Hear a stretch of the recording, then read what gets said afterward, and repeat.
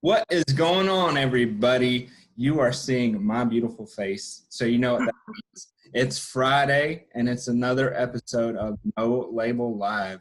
And if you've never seen this before, No Label Live is all about uncovering labels and taking the ones that don't serve us and replacing them with ones that do serve us, ones that empower us and enable us to go out and be the person we were meant to be in the world. This week, I have a very special guest. And, she's the person that told me that this month is all about humor.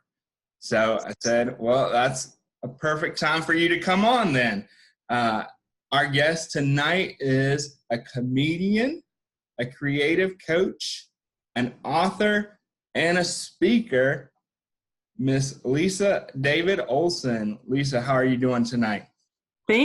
So thank you for that. That was very nice. No problem, no problem. So what's got you excited right now? We just wrapped up a successful 3-night improv show, and the turnout was really good. And I was exhausted in the best way. And it's just, I said to my husband, I can finally stop putting posters up and doing TV and radio, which I'm very, very lucky that I'm so connected. And he said, well, until we start getting ready for our September show.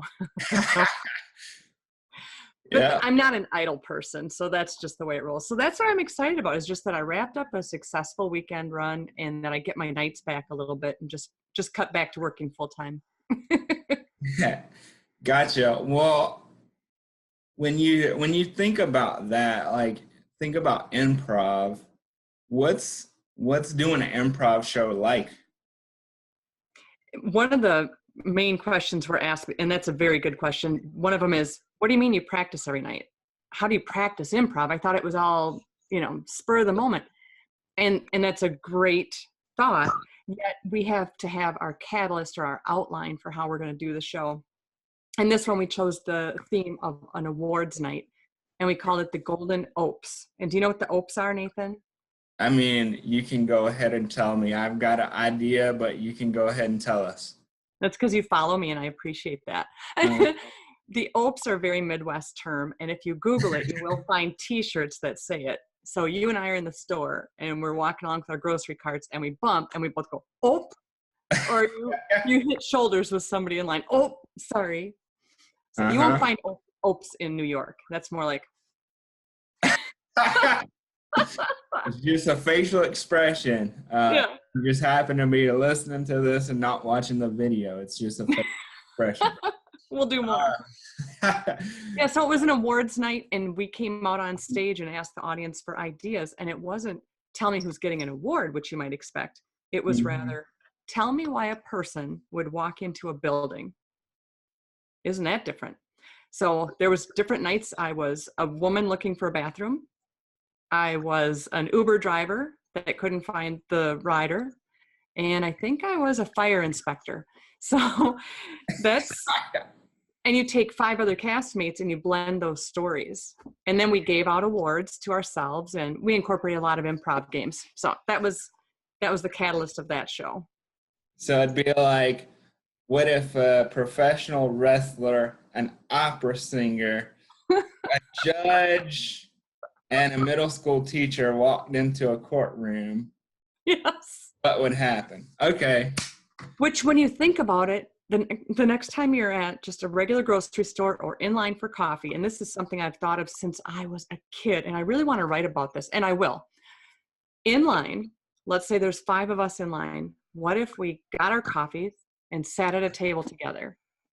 What would we learn? That's a passion of mine, is thinking 6 degrees of Kevin Bacon, or how we all are connected. Maybe your grandpa and my grandpa both did the similar work or something. You would just do that.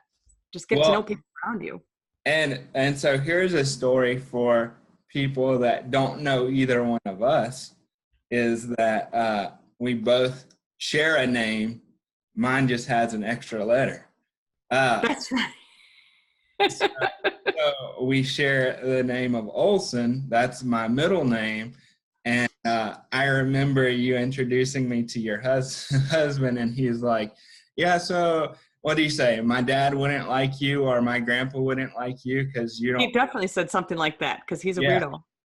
yeah, yeah. So I think that's such a beautiful story, though, right? Because no matter who we are, we may have different quote unquote labels, but at the end of the day, we're all human beings. So there's going to be something that we all share in common.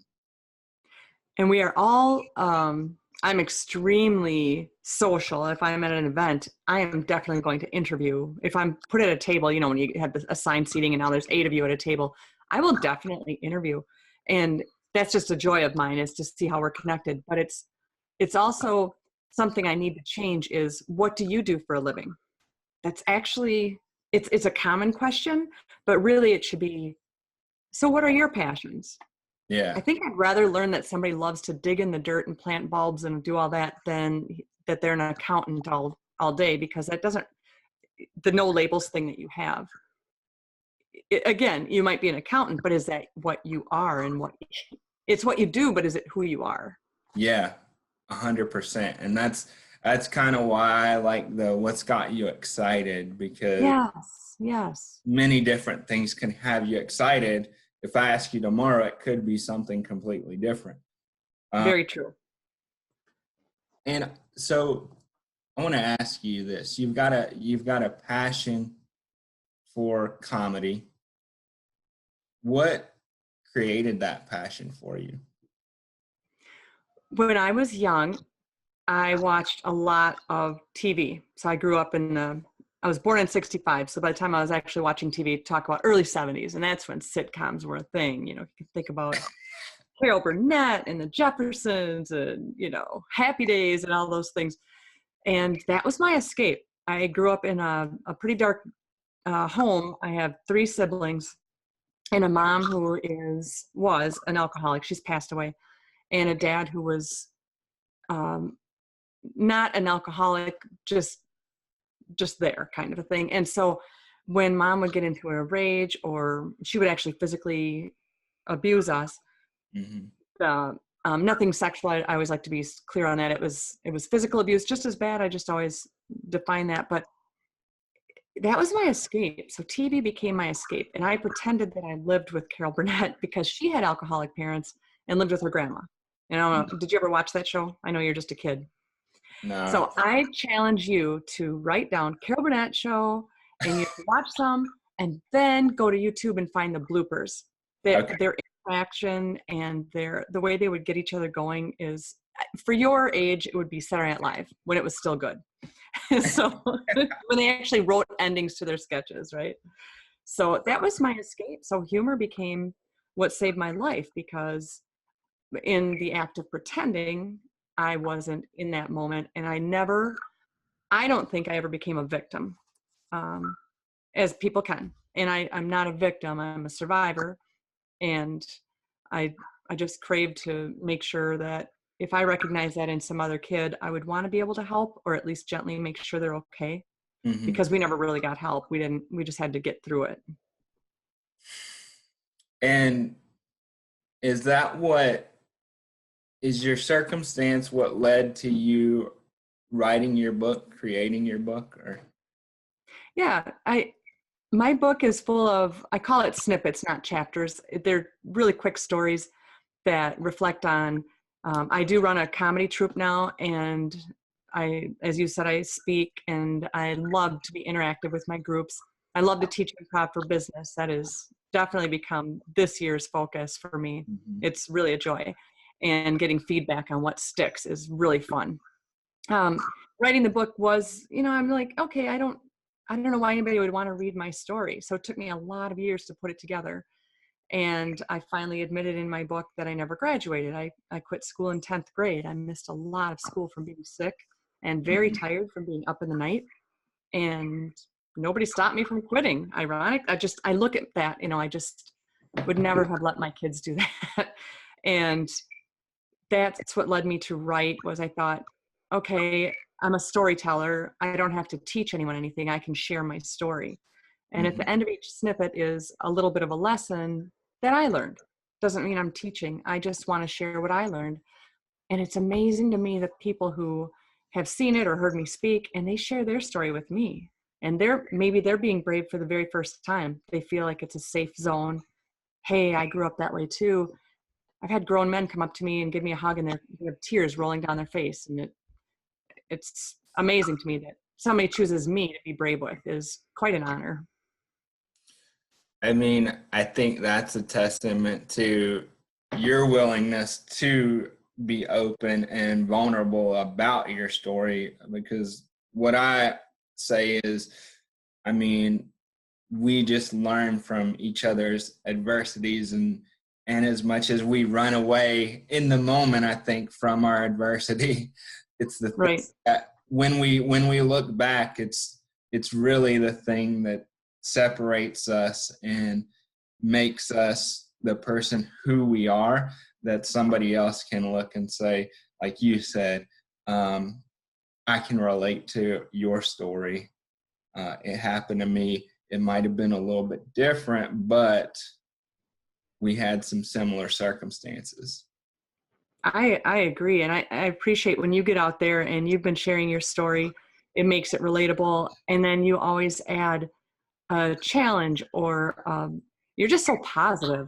I really appreciate being around positivity like that. And you're an influencer too. And I love to see your growth and how you're getting out there and marketing a little bit more. It's great to see that, because what you say matters too. And you're inspiring people and encouraging them to share. And that is so important and brave of you. I think that's cool. Thank you. I appreciate it. So I also want to touch on, you say you have multiple messages, but I was looking at the book cover, and speaking of sharing exercises and challenges, one of the challenges that I did in a group that we're both in was I created the movie poster. And what the message you shared on your movie poster, I think it's powerful. So what's your message that you like to share with other people? Wow, the movie poster I made in the moment. So you'd have to remind me what I did. I'd have to go back and look. It's about choices, not excuses. Yes. Yes, and you're right. That is on my book cover. You're right. Let me see if I can do that. Is it backwards? There we go. Yeah. A life of choices. Because I don't have just one little message. So I didn't remember. I know I had my dog in there, so I can remember that. But I do talk about how humor saved my life, and it's also be who you needed. And when myself and two other authors did a show last fall together, because we learned that we each had published in the same time last spring. So we met, we got together. Hey, we should do a program together. And we did. We thought of it and we did it. We did 2 nights of just open talk with an audience and shared our book stories. And so that was nice. And our common theme we landed on was be who you needed. As I said, when I was a kid, there weren't many people that noticed anything was going on. We even had the police called to our house because of the sounds coming from the house, and yet we didn't get help. I just can't imagine that. And today, I ironically work in a police department in records right now. And if there's any kind of discourse, they are on it and they are checking. And it's amazing today how different it is. Almost too much, because some people might be just playing and get a call, but there's somewhere in between is the right spot. But that's why I say be who you needed, because you think of that yourself, Nathan, is that who did you need growing up when you thought, why am I different? Or, why me? I'm sure you had days like that. I sure don't see that in you now, but who did you need when you were young? And that's one of the things I say when I'm speaking. Take a good deep breath and let it out, and let's all pretend we're going to go back to our 15-year-old self or 18-year-old self. Oh, the hormones. And who did you need? Did you need somebody that was going to say, you're going to get your driver's license. You are important. People will notice you. And, what did you need? We all have blossomed and grown, but back then you think it's gray and it's awful. And so who did you need? And are you being that person to who you are now? Am I who I need right now? I have to take my mind out for a second, look at me from the outside and say, what do I need? You Man, know? that's powerful. Yeah.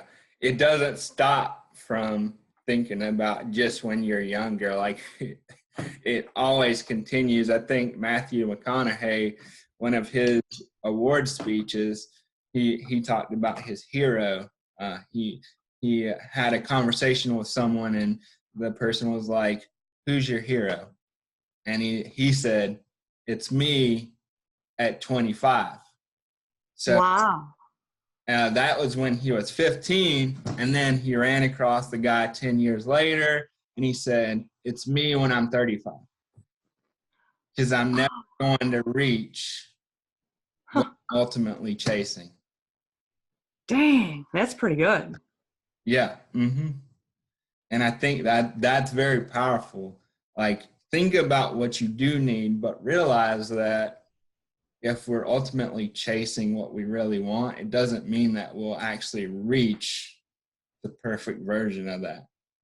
True, because to stop the chase means we've stopped goals and we've stopped dreaming, and that would be kind of an ugly place to be.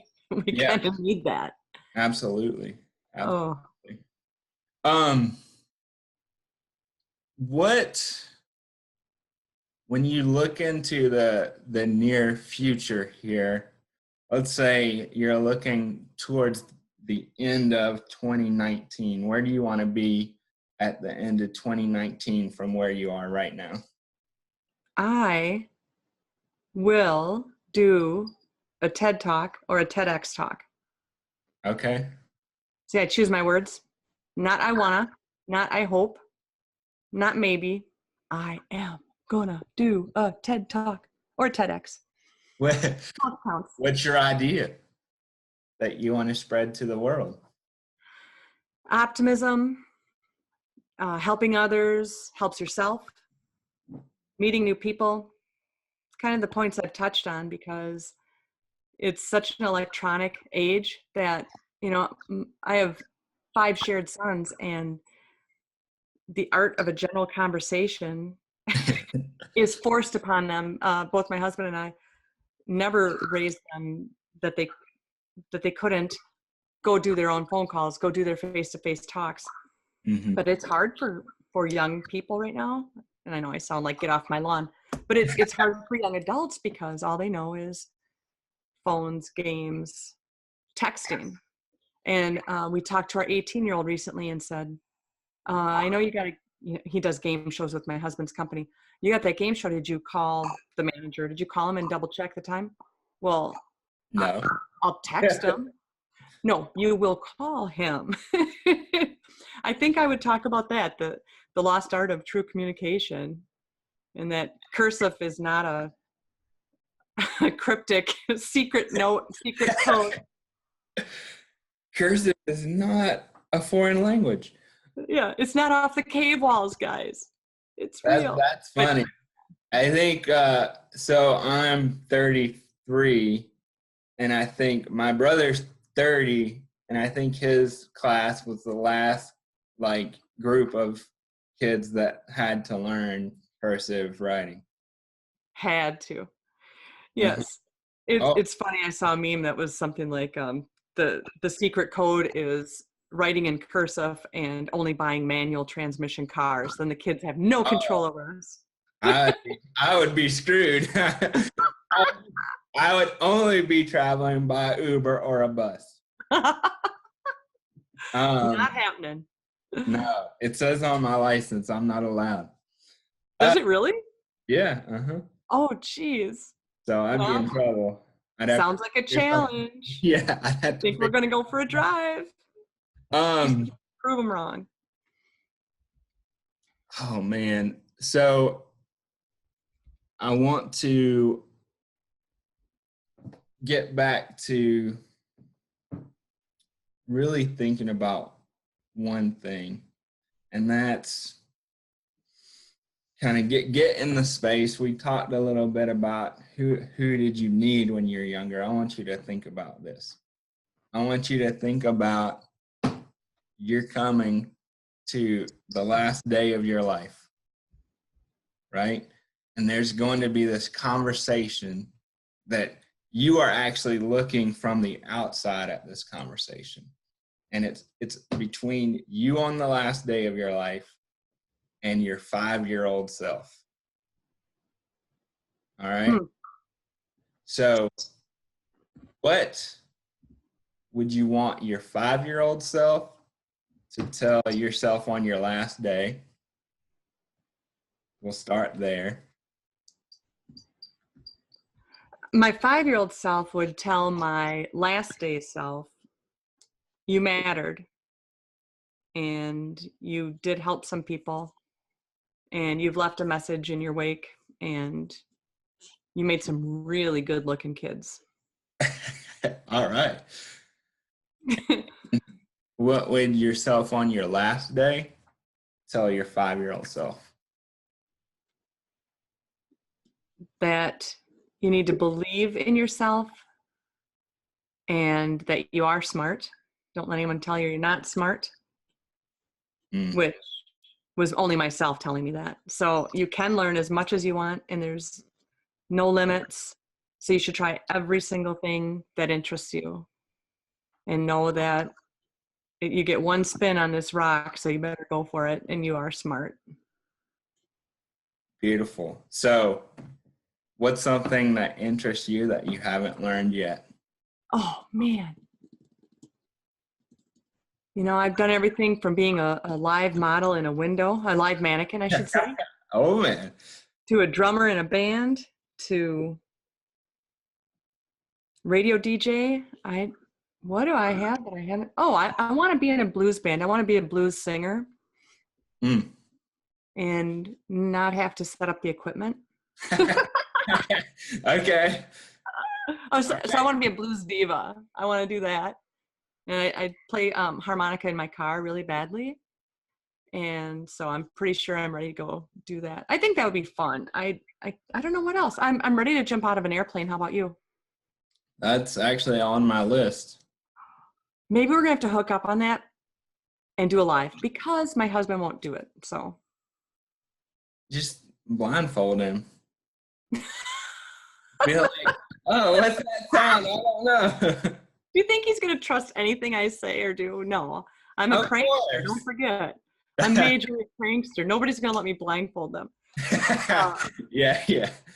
Well, yeah, so if I'm ever in Minnesota, we'll have to try and make that happen. We'll have to meet up halfway, and we should do this. I know people that live in Minnesota, so yeah. There's no. But is there a place to jump out of a plane in Minnesota? Oh, why wouldn't there be? I don't know. I guess we got some homework. You have 2 things now: watching Carol Burnett and finding a place where we can jump out of an airplane. What a show this is! I'm getting all this homework, guys. Yeah. Before we come to a close, because our time is quickly winding up here, how can people connect with you? I am pretty prevalent on Facebook. That's my main place I go. So Lisa David Olson on Facebook. I also have my website, Lisa David Olson, and I like to throw some crazy stuff on not Twitter, but on Instagram. So not too much. So yeah, Facebook is the best one for me. Okay, and we'll make sure and drop that in the comments and the show notes so everybody can just click right there. Aren't you supposed to point when you say that? And we'll have that right there. Well, it might not be right there, but or over there. You guys know what I mean. You can find it. So I've got one last question. What if I steal it and ask you one? Well, you can't. You can ask me a question, but I need to ask this one. This is an important one. So, what does no label defines me mean to you? That's good. What no label defines me means to me is if I think it, I should try it. And if I try it, I should write about it and share it. That's what I think.